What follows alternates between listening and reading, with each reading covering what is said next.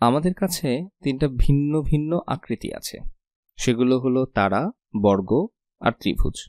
প্রত্যেকটা আকৃতি আবার ভিন্ন ভিন্ন সংখ্যক পরিমাণ আছে।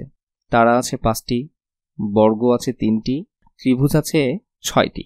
সেই সবগুলো অবশ্য আমরা এখানে দেখতে পাচ্ছি না, আমরা শুধু দেখতে পাচ্ছি যে প্রতিটি আকৃতির কতগুলো করে আমাদের কাছে আছে।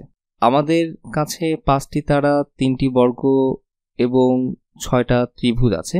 তাহলে সব মিলিয়ে কতগুলো আকৃতি হলো? তুমি হয়তো ভাবছো যে যেহেতু আমি মোট আকৃতির সংখ্যা জানতে চাইছি, তাহলে হয়তো আমাকে যোগ করতে হবে।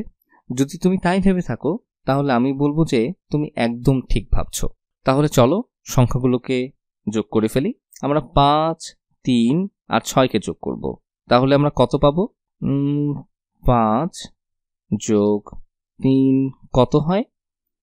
5টা ত্রিভুজ যোগ 3টা বর্গ। 5 যোগ 3 হলো 8, তাহলে এটা হবে 8। তারপর আমাদেরকে আরো 6 যোগ করতে হবে। তাহলে 8 যোগ 6 কত হবে? তুমি হয়তো এটা আগে থেকেই জানো, আর যদি না জেনে থাকো তাহলে তুমি এটা গুণে হিসাব করতে পারো, তবে এটা মনে রাখাই ভালো।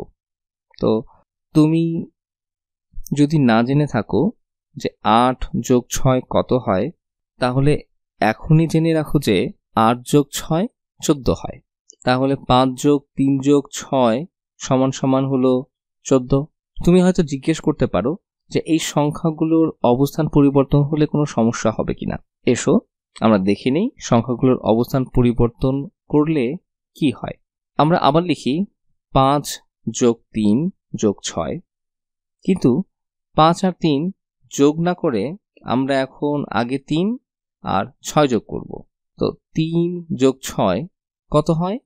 আমরা জানি 9 হয়। এখন আমরা 5 আর 9 যোগ করব। আবারও তুমি যদি এটা জেনে থাকো যে 14 হয়, তুমি এটাও এখন থেকে মনে রাখতে পারো 9 যোগ 5 14 হয়। যদি তোমার আমার কথা বিশ্বাস না হয়, তাহলে কিছু নুড়ি পাথর থেকে 5টা বেছে নাও, আর তারপর তার সাথে আরো 9টা যোগ করো। তারপর সবগুলো একসাথে গুনে দেখবে তুমি 14টি নুড়ি পাথর পেয়েছো। কিন্তু এটা আসলে আগে থেকে জেনে মাথায় গেঁথে রাখাই ভালো। তুমি এই হিসাবটা আবার অন্যভাবেও করতে পারো। তুমি আগে 5-এর সাথে 6 যোগ করে 11 বানাতে পারো, আর তারপর তার সাথে 3 যোগ করে 14 পেতে পারো।